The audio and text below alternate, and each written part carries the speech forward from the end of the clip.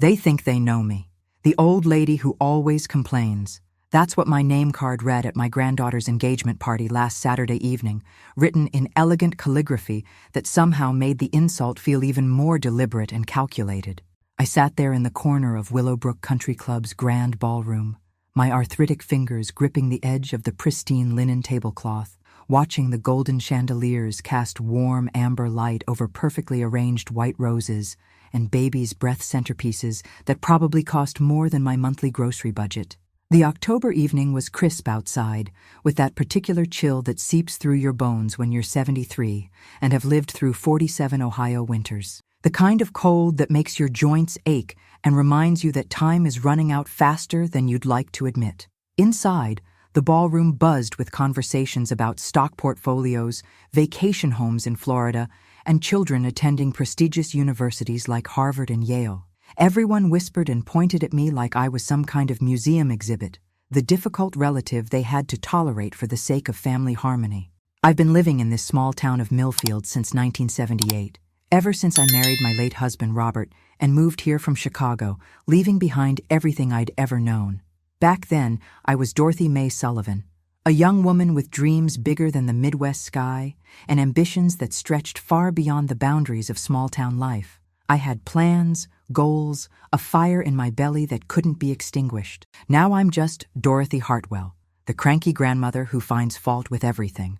The coffee's too weak at church socials, the music's too loud at community events, the young people don't know how to dress properly for important occasions. The town council makes decisions without considering the elderly residents. My granddaughter Emma looked absolutely radiant in her navy blue cocktail dress, the one we'd shopped for together at Macy's 3 weeks ago during one of our rare bonding moments. Her blonde hair was swept up in an elegant chignon that reminded me painfully of myself at her age, when I still believed the world was full of possibilities and that hard work and determination could overcome any obstacle. She kept glancing at me nervously across the room, probably wondering what I'd criticize next, what embarrassing comment I'd make that would require another apologetic phone call later and damage control with her future in-laws. Jake's family, the Weatherbys, sat clustered on the other side of the room like a fortress of respectability and old money.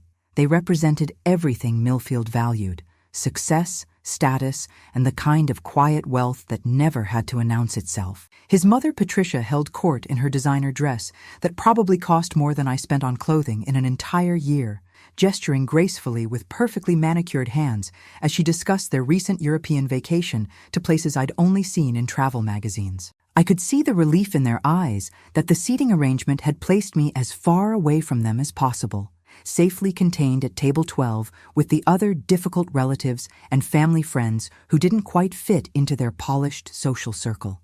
What they don't know, what none of them have ever bothered to discover, is that every complaint, every sharp word, every moment of seeming bitterness comes from a place they've never bothered to understand.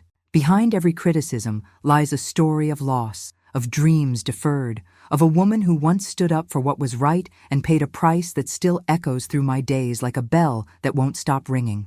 They see an old woman who can't be pleased, but they've never asked why I notice what's wrong, why I speak up when others stay silent, why I've never learned to just smile and accept things the way they are. Tonight, as I sat there listening to the gentle clink of champagne glasses and watching young couples dance to music that reminded me of better times when Robert and I would waltz in our living room after dinner, something was building inside me like a storm gathering strength over Lake Erie. The silence I've kept for decades was finally ready to break, and I could feel the weight of untold truths pressing against my chest like a dam about to burst and flood everything in its path. The humiliation came during the toasts, when Patricia Weatherby rose from her seat like a queen addressing her subjects, commanding attention with the kind of natural authority that comes from a lifetime of privilege and social standing. She was everything I wasn't and everything this town valued: polished, diplomatic, wearing a designer dress that probably cost more than my monthly Social Security check, and carried herself with the confidence of someone who'd never had to worry about money, social acceptance, or where her next meal was coming from. Her silver hair was perfectly styled in a way that looked effortless, but probably required weekly appointments at the most expensive salon in town.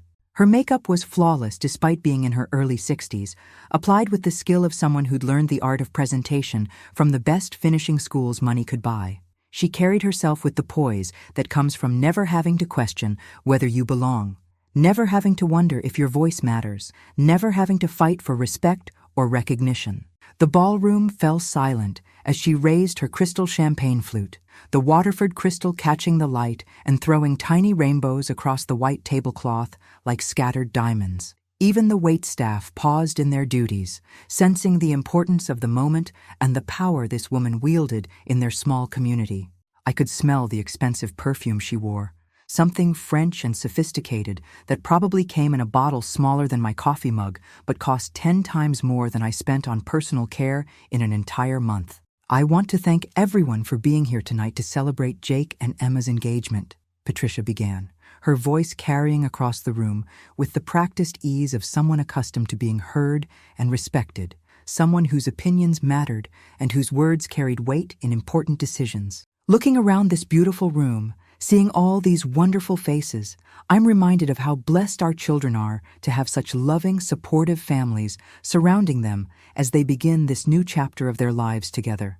Her eyes swept the room deliberately, acknowledging the mayor and his wife with a warm smile, nodding respectfully to the bank president who'd probably approved their mortgage years ago, making eye contact with the country club's board members who determined who belonged in their exclusive circle. She recognized all the people who mattered in Millfield's carefully constructed social hierarchy, the ones whose approval could make or break reputations, whose support could open doors or whose disapproval could close them forever.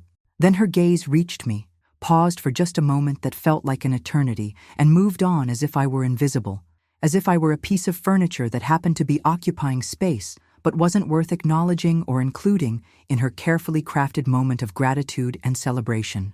Well, most of their families anyway, she continued with a practiced smile that didn't reach her eyes, the kind of smile politicians use when they're about to deliver bad news or dismiss someone's concerns as irrelevant. I'm sure we all know someone who finds something wrong with every occasion, someone who can't seem to enjoy life's beautiful moments without pointing out what's missing or what could be better, someone who brings negativity to even the most joyful celebrations. The laughter that followed felt like a physical blow, starting as polite chuckles from the head table, but spreading through the room like wildfire, consuming everything in its path. I watched as heads turned toward me with the precision of a choreographed performance, some people covering their mouths to hide their smirks, others not bothering to conceal their amusement at my expense. The air conditioning hummed overhead, but I felt heat rising in my chest, spreading up my neck and into my cheeks like a fever I couldn't control. Mrs. Henderson from my street looked embarrassed for me, her kind face flushed with second-hand shame. The pastor's wife studied her hands, as if they contained the secrets of the universe, unable to meet my eyes. Even Emma's face turned crimson with mortification as she mouthed, "I'm sorry," from across the room. But the damage was done, the words hanging in the air like smoke that couldn't be cleared away. What would you do in my place? Would you stay silent and accept their judgment? Or would you finally speak your truth and show them who you really are? The days following the engagement party stretched before me like an endless gray November, each one blending into the next, in a haze of humiliation and regret that seemed to seep into every corner of my small existence. I sat in my modest ranch house on Maple Street, the same house Robert and I had bought as newlyweds when it represented hope and new beginnings and the promise of a life filled with love and purpose. Now it felt like a museum of faded dreams, surrounded by the same floral wallpaper we'd hung together in 1978. Back when we thought we had all the time in the world and that our love could conquer any obstacle life threw our way. The October leaves outside my kitchen window were putting on their final show, brilliant shades of orange, red, and gold that should have lifted my spirits, but instead reminded me of how quickly beautiful things fade away, how even the most vibrant displays of life eventually wither and fall to the ground to be swept away by winter winds. I found myself replaying Patricia's words over and over, each repetition cutting deeper than the last, like a knife being twisted in an old wound. Someone who finds something wrong with every occasion. Is that really who I'd become? Is that the legacy I was leaving behind? The house felt smaller each day, filled with memories of Robert's laughter echoing from the living room where he used to watch his beloved Cleveland Browns games, cursing at the television when they made bad plays, and cheering when they managed to pull off a victory. His reading chair still sat in the corner, the leather worn smooth from decades of use, with his favorite mystery novels still stacked on the side table as if he might return at any moment to finish the story he'd started. Emma called on Tuesday, her voice tight with guilt and embarrassment, the words tumbling out in a rush as if she could somehow undo what had happened by speaking fast enough. "Grandma, I'm so sorry about what Patricia said. She didn't mean it that way. She was just... You know how she gets when she's nervous, and there were so many important people there, and she was trying to be funny, but it came out all wrong. But we both knew she did mean it exactly that way, that it wasn't nervousness or poor timing, but a calculated attempt to put me in my place and remind everyone of my position in their social hierarchy." The call lasted 15 awkward minutes, filled with Emma's desperate attempts to make me feel better and my own stubborn refusal to be pitied or treated like a victim who needed consoling. I could hear the relief in her voice when I finally said I was tired and needed to go, releasing her from the obligation of trying to repair damage that couldn't be fixed with words or good intentions. The second call came from Mrs. Henderson, my neighbor of 23 years, who'd witnessed the entire spectacle and felt compelled to reach out with the kind of sympathy that only made the situation worse. "Don't let them get to you, Dorothy," she said, but I could hear the pity in her voice, the same tone people use when discussing terminal illnesses or natural disasters or other tragedies that can't be prevented or cured. "You know how those country club types are. They think their money makes them better than everyone else, but we know the truth about what really matters in life. But it wasn't just about money, and we both knew it. It was about belonging, about being valued, about having your voice matter in a community you'd called home for nearly half a century. It was about the slow, painful realization that I'd become the person people tolerated rather than welcomed, endured rather than embraced, included out of obligation rather than genuine affection or respect. I spent my mornings walking through the neighborhood I'd called home for 47 years, past the white picket fences and well-manicured lawns that had once represented the American dream and the promise of a better life. I remembered when I used to be part of the community garden club, organizing spring planting events and fall harvest festivals. I remembered when I organized bake sales for the local elementary school, when people actually sought out my opinions on everything from town council elections to the best recipe for apple pie, when my voice carried weight and my contributions were valued. Now I was just the widow who complained about everything, the new traffic light that made driving more complicated for elderly residents, the teenagers who played music too loud in the park without consideration for families trying to enjoy peaceful afternoons, the way the grocery store had rearranged their aisles without considering how confusing it would be for longtime customers who'd been shopping there for decades. When had I become that person? When had my legitimate concerns turned into the ramblings of a bitter old woman who couldn't adapt to change? But as I sat in Robert's old recliner that Thursday evening, watching the local news report on another political scandal that reminded me of injustices I'd witnessed long ago, something shifted inside me like tectonic plates, finding a new alignment after years of pressure building beneath the surface. They wanted to dismiss me as just a difficult old woman? Fine. But they were going to hear my story first, whether they wanted to or not. The plan came to me during my morning coffee ritual, as I sat at my small kitchen table watching the yellow school bus pick up the neighborhood children for another day of possibilities I'd never have again. The ceramic mug, a souvenir from a long-ago vacation to Niagara Falls with Robert during our 5th anniversary when we still believed we'd have decades of adventures together, warmed my hands as I contemplated the phone call I needed to make and the words I'd been rehearsing in my mind for days. The kitchen was filled with the familiar sounds of my solitary morning routine.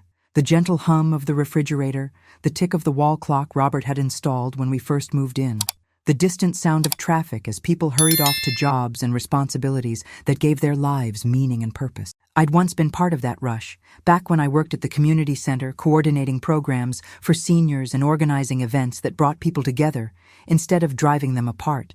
Emma had mentioned during our awkward Tuesday conversation that Jake's family was hosting a pre-wedding dinner party the following weekend at their sprawling colonial home on Elm Street.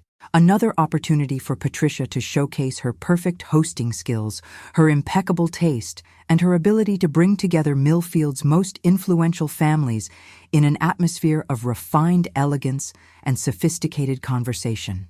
Another chance for me to be the unwelcome guest, the social obligation they couldn't avoid without causing family drama that would reflect poorly on everyone involved. But this time would be different. This time, I wouldn't sit quietly in the corner, accepting their judgment and allowing them to dismiss me as irrelevant. This time, I would speak, and they would listen, and everything they thought they knew about Dorothy Hartwell would change forever. I called Emma that afternoon, timing it carefully for when she'd be home from her job at the local bank, but before she started preparing dinner for her boyfriend Marcus, who worked late shifts at the hospital and depended on her for the kind of domestic stability I'd once provided for Robert. "Sweetheart," I said, my voice steadier than it had been in weeks, carrying a note of determination that surprised even me. "I'd like to attend Jake's family dinner party this Saturday." The silence on the other end stretched long enough for me to hear the grandfather clock in my living room.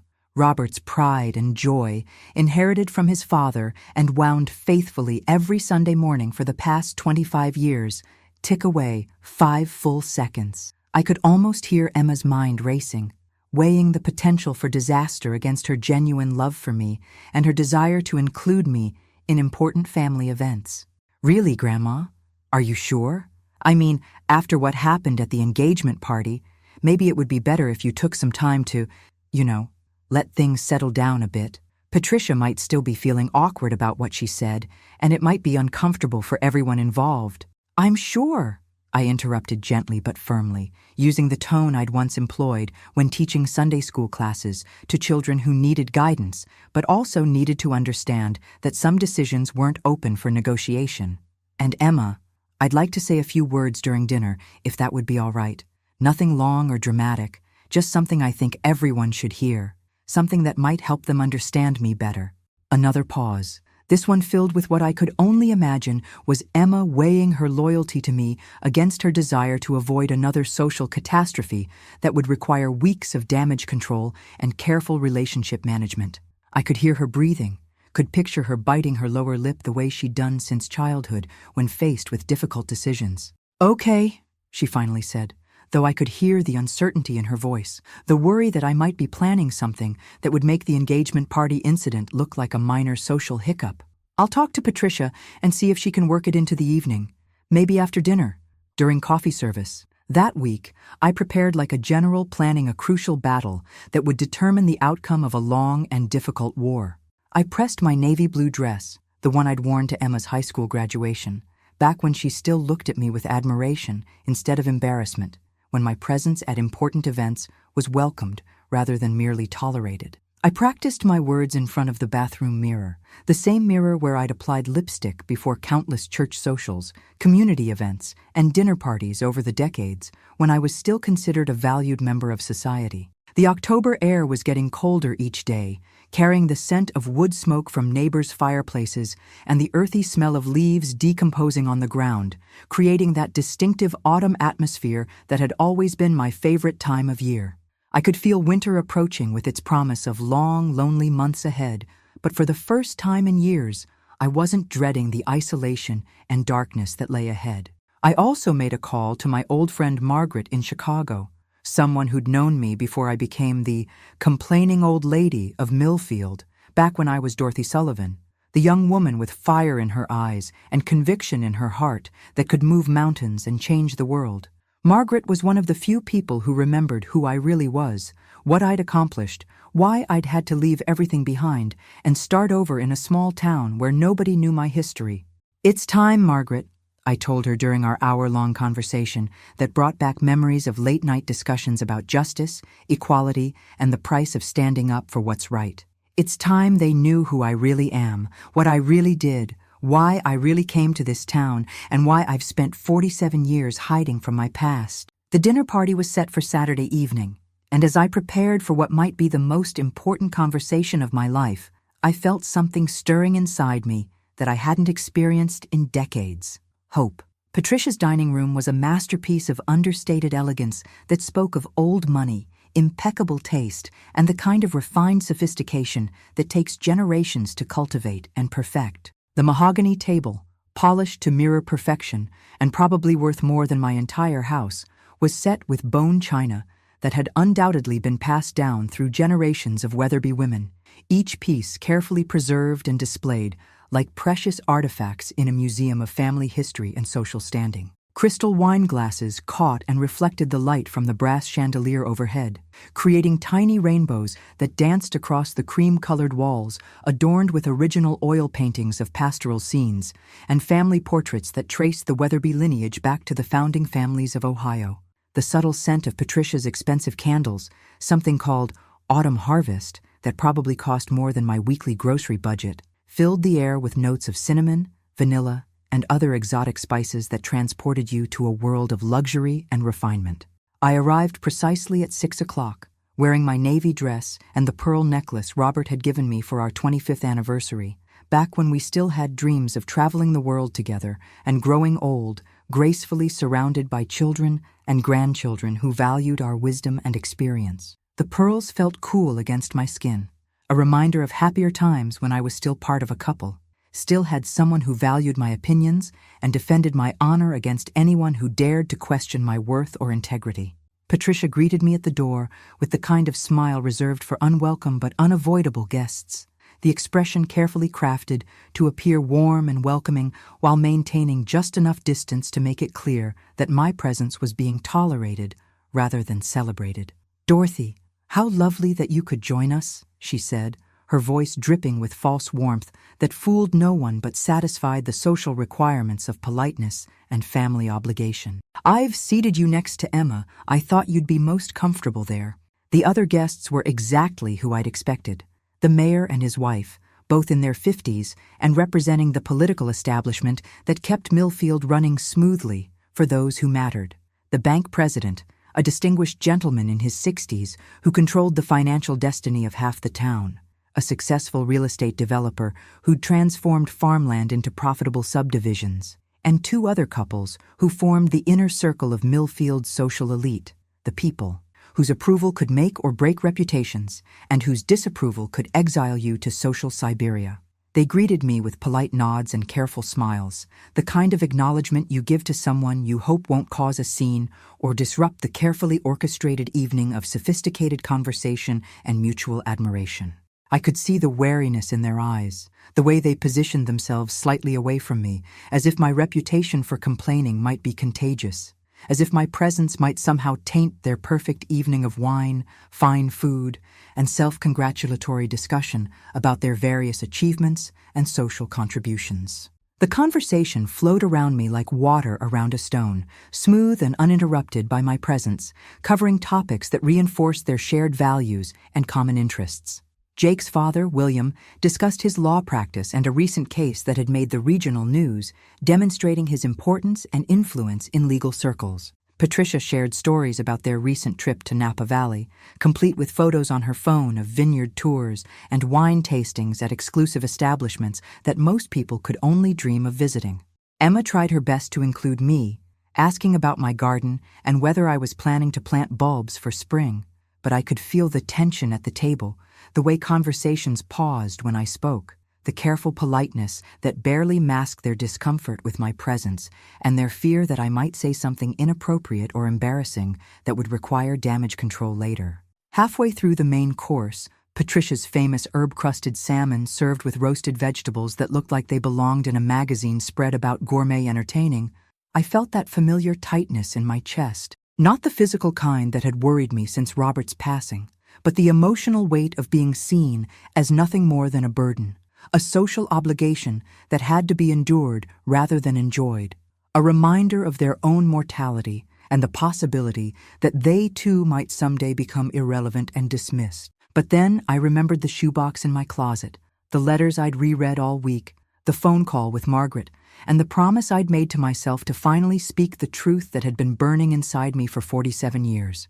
I thought about the young woman I'd once been, the choices I'd made, the sacrifices that had shaped me into the person sitting at this perfectly appointed table, surrounded by people who had no idea what I'd accomplished or what I'd given up to protect the very values they claimed to hold dear. As Patricia began clearing the dinner plates, preparing for what I knew would be an elaborate dessert presentation complete with coffee service and after-dinner liqueurs, I cleared my throat. The sound seemed to echo in the suddenly quiet room, cutting through the polite chatter like a bell announcing the beginning of something significant and irreversible. "Before we have dessert," I said, my voice carrying more authority than it had in years, drawing on reserves of strength I'd forgotten I possessed, "I'd like to share something with all of you. A story you've never heard, about a time in my life that explains why I am the way I am, why I notice what others ignore, and why I've never learned to just smile and accept injustice when I see it." The anticipation in the room was palpable, and for the first time in years, I had everyone's complete, undivided attention. The moment I'd been preparing for had finally arrived. The silence in Patricia's dining room was so complete, I could hear the grandfather clock ticking in the hallway, each second stretching like an eternity, as 8 pairs of eyes focused on me with an intensity I hadn't experienced in decades. I took a deep breath, feeling the weight of 47 years of silence finally lifting from my shoulders like a heavy coat being removed after a long, cold winter. In 1977, I was Dorothy Sullivan, and I worked as an investigative journalist for the Chicago Tribune. I began, watching as surprise flickered across their faces like lightning illuminating a dark sky. I wasn't always the complaining old lady you see before you. I was 26 years old, ambitious, and determined to expose corruption wherever I found it, no matter how powerful the people involved or how dangerous the consequences might be. Patricia's hand froze halfway to her wine glass, her perfectly composed expression cracking slightly as she processed this unexpected revelation. The mayor leaned forward, his political instincts sensing a story that might have implications he couldn't yet foresee. Emma's mouth fell open in shock. She'd never heard any of this before, never knew her grandmother had been anything other than a housewife and mother.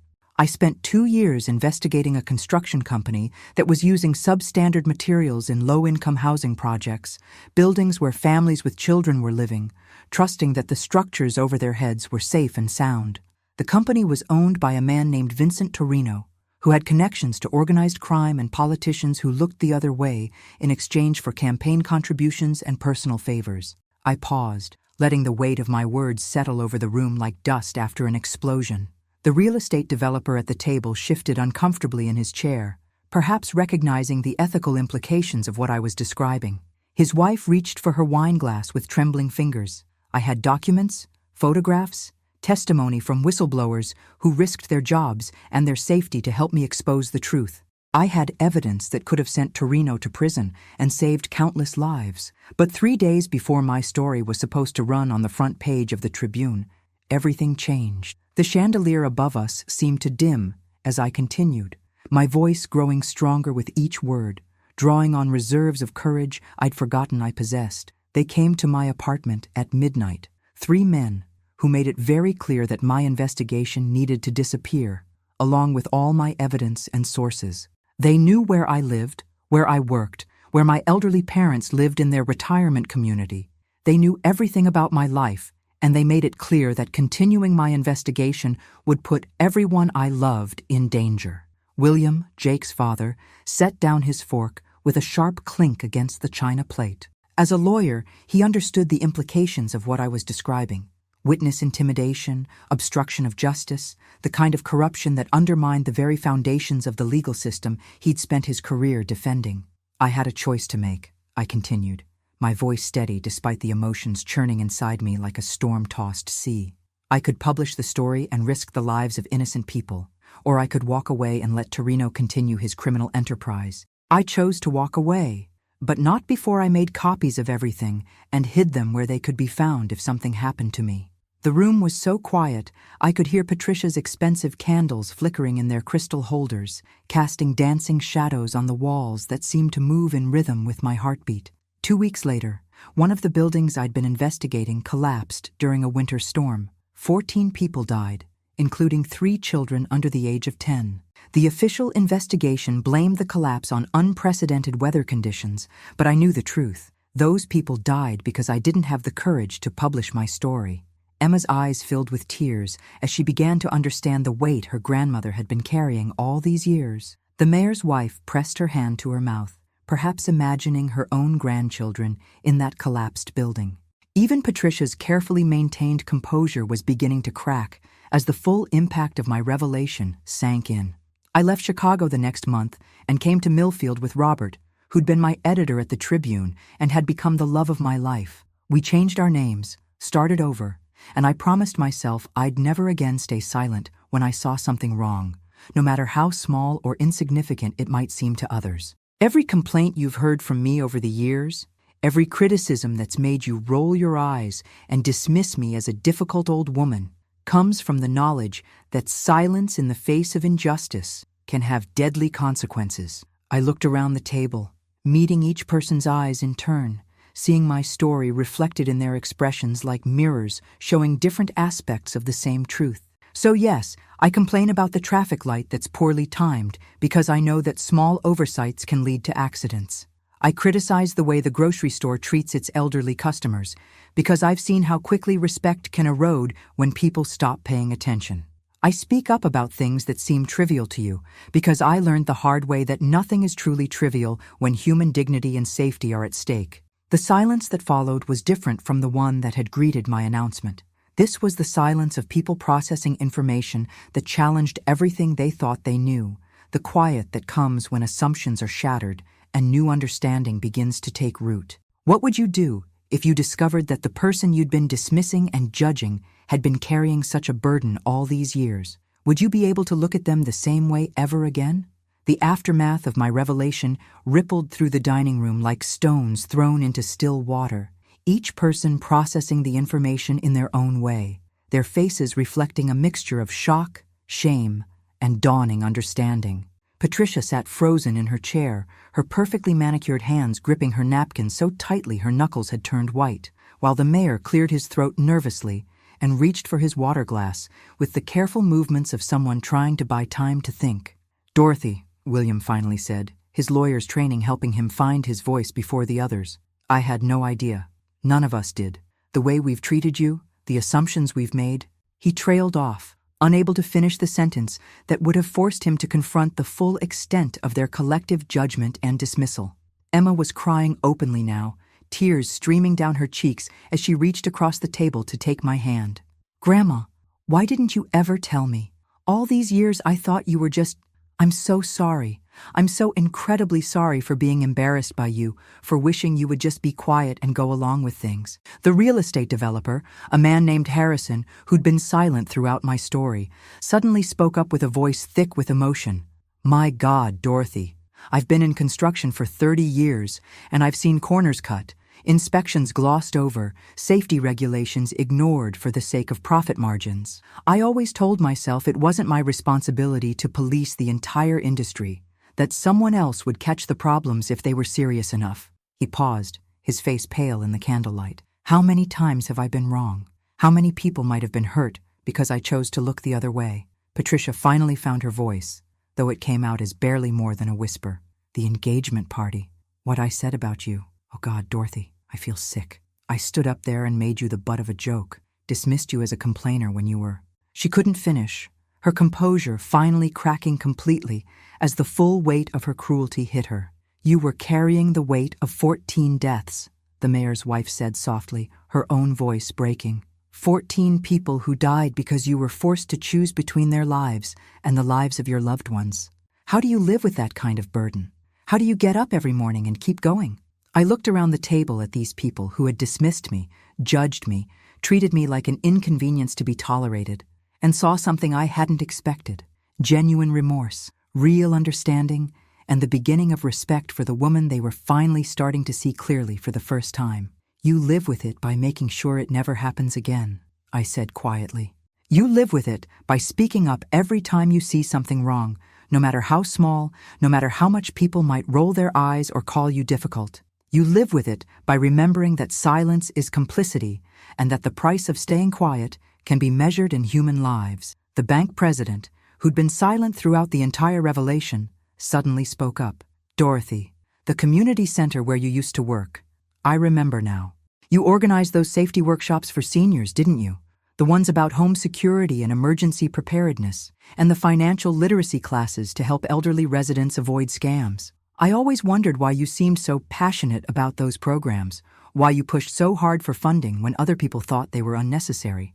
Because I knew what it felt like to be vulnerable, I replied. I knew what it was like to be targeted by people who saw you as expendable, who counted on your silence and your fear to protect their interests. I couldn't save those 14 people in Chicago, but I could try to protect the people here in Millfield by teaching them to recognize danger and speak up when something didn't feel right. Emma squeezed my hand tighter, her voice thick with tears. All those times you criticized things at family gatherings, all those comments about safety and preparation that we thought were just you being negative. You were trying to protect us, weren't you? You were trying to teach us to pay attention, to not be complacent. I was trying to keep you safe, I confirmed. All of you.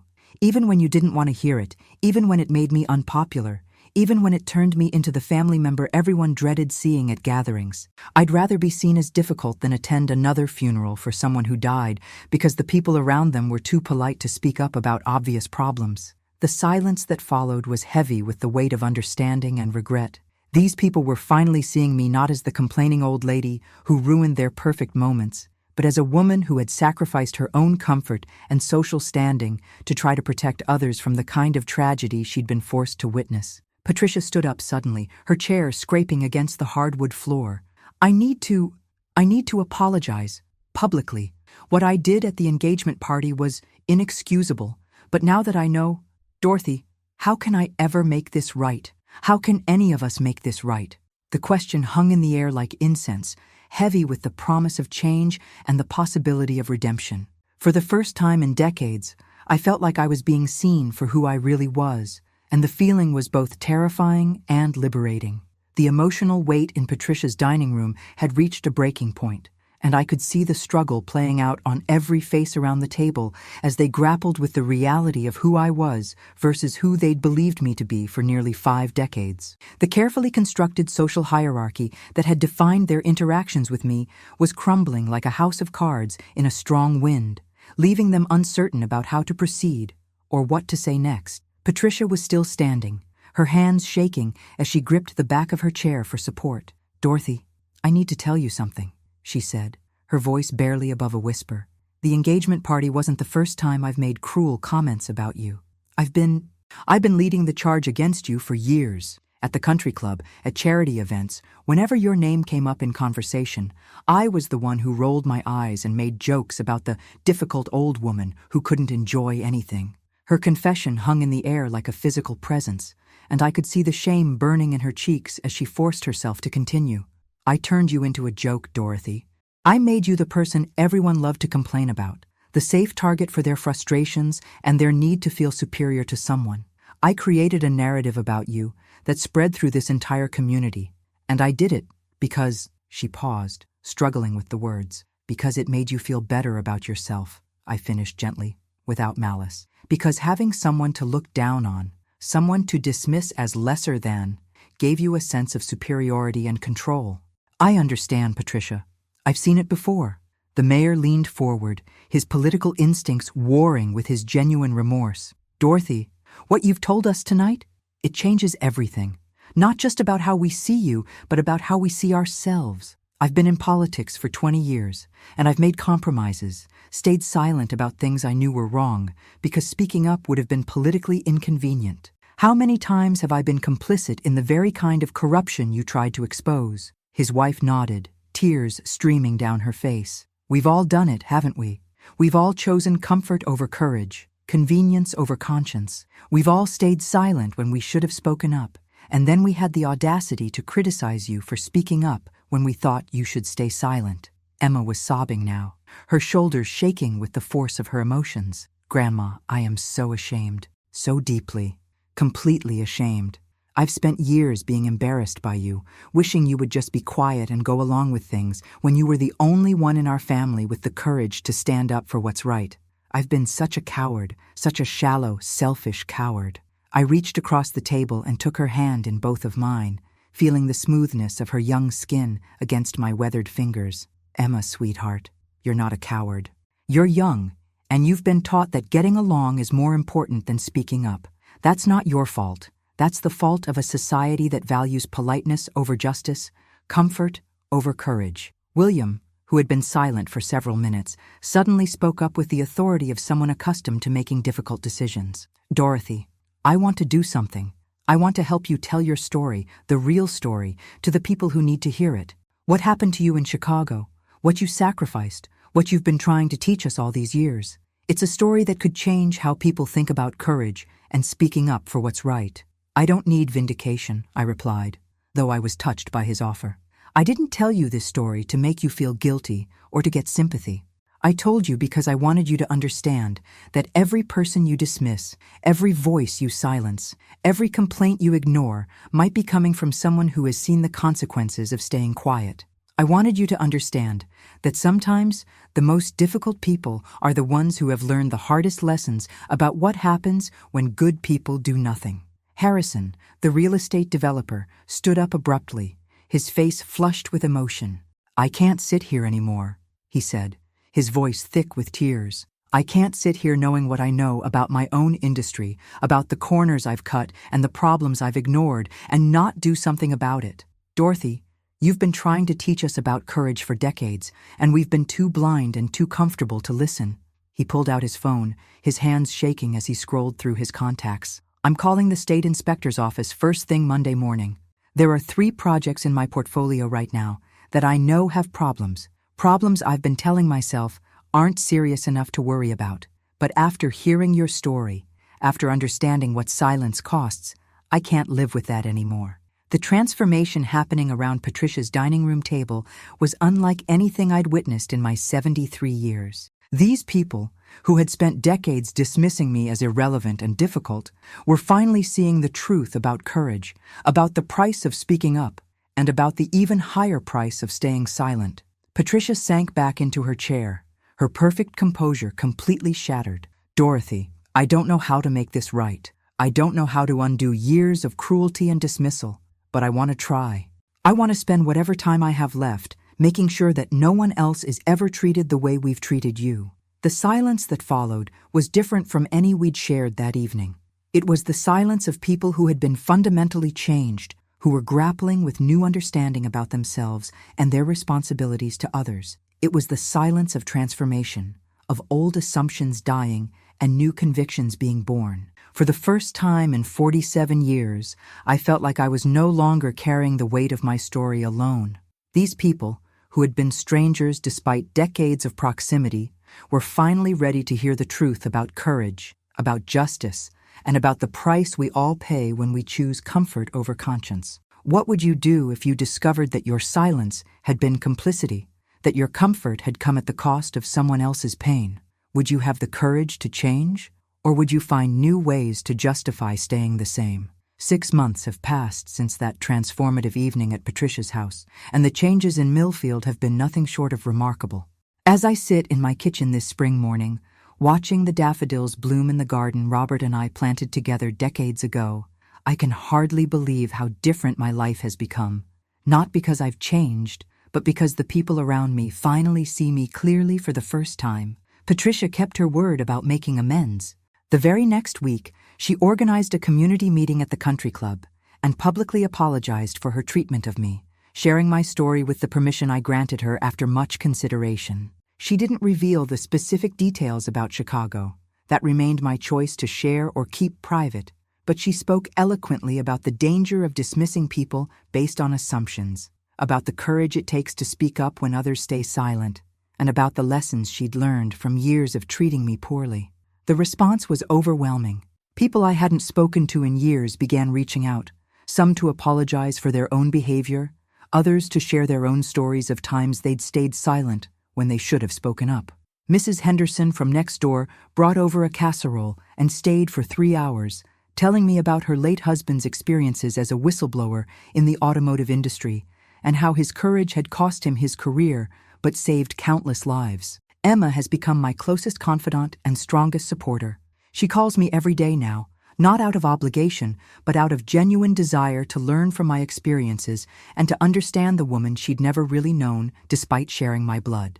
She started volunteering at the community center, helping to organize the safety workshops I used to run, and she's brought a fresh energy and perspective that has attracted younger participants who might not have listened to an old woman's warnings, but are eager to learn from someone their own age. Harrison, the real estate developer, followed through on his promise to contact the state inspector's office. His call led to investigations that uncovered serious safety violations in not just his projects, but several others throughout the region. 3 buildings were condemned before they could be occupied, potentially saving dozens of lives. He's since become an advocate for stricter building codes and more rigorous inspections, using his industry connections to push for reforms that prioritize safety over profit margins. The mayor, inspired by Harrison's example, launched a community initiative called Speak Up Millfield, encouraging residents to report safety concerns, code violations, and other issues that might affect public welfare. He created a special position on his staff for a community ombudsman, someone whose job it is to investigate complaints that might otherwise be dismissed as trivial or bothersome. The first person he offered the position to was me, though I politely declined, suggesting instead that they hire someone younger who could bring fresh energy to the role. William has been working pro bono with several whistleblower organizations, using his legal expertise to help people who find themselves in situations similar to what I faced in Chicago. He's helped draft legislation that would provide better protection for journalists and other professionals who expose corruption. And he's spoken at law schools about the ethical obligations lawyers have to support those who speak truth to power. Even the bank president has made changes, implementing new policies to protect elderly customers from financial scams and creating educational programs to help seniors recognize and report suspicious activities. He's also established a fund to help people who suffer financial hardship as a result of speaking up about wrongdoing, a safety net that might have made my own decision easier all those years ago. But perhaps the most significant change has been in how the community treats not just me, but anyone who raises concerns or asks difficult questions. The culture of polite silence that once dominated Millfield has given way to a new understanding that sometimes the most important voices are the ones that make us uncomfortable, that challenge our assumptions, that force us to confront truths we'd rather ignore. I still speak up when I see things that concern me. That will never change. But now, instead of rolling their eyes and dismissing me as a complainer, people listen. They ask questions, they investigate, they take action when action is needed. The traffic light that was poorly timed has been fixed. The grocery store has implemented new policies to better serve elderly customers. The community center has expanded its safety programs based on suggestions I've made over the years that were previously ignored. My house on Maple Street no longer feels like a museum of faded dreams. It's become a gathering place for people who want to learn about courage, about the importance of speaking up, about the difference one person can make when they refuse to stay silent in the face of injustice. Emma brings her friends by to hear my stories. Harrison stops by to discuss his latest projects and get my input on safety concerns. Even Patricia visits regularly, and we've developed an unlikely friendship based on mutual respect and shared commitment to making our community better. The shoebox of documents from Chicago still sits in my closet, but it no longer feels like a burden I carry alone. I've shared copies with William, who's helping me explore options for finally bringing some measure of justice to the families of those who died in that building collapse. It may be too late for criminal charges, but it's not too late for truth, for acknowledgement, for the kind of closure that comes when secrets are finally brought into the light. As I finish my morning coffee and prepare for another day in a community that finally values my voice, I think about Robert and how proud he would be of the woman I've become. Not the bitter complainer they once saw me as, but the courageous advocate I've always been. I think about those 14 people who died in Chicago, and I know that their deaths weren't meaningless if the lessons I learned from that tragedy have helped protect others. I'm 73 years old, and I've finally learned that it's never too late to be seen, to be heard, to be valued for who you really are. The old lady who always complains, she never existed. There was only ever Dorothy Sullivan Hartwell, a woman who learned the hard way that silence in the face of injustice is complicity, and who spent 47 years trying to teach that lesson to anyone willing to listen. Sometimes the most important stories are the ones that take a lifetime to tell, and the most valuable lessons are the ones that come from the people we're quickest to dismiss. I hope that my story will inspire others to listen more carefully, to judge less quickly, and to remember that everyone has a story worth hearing, if we're brave enough to ask and patient enough to listen. The end.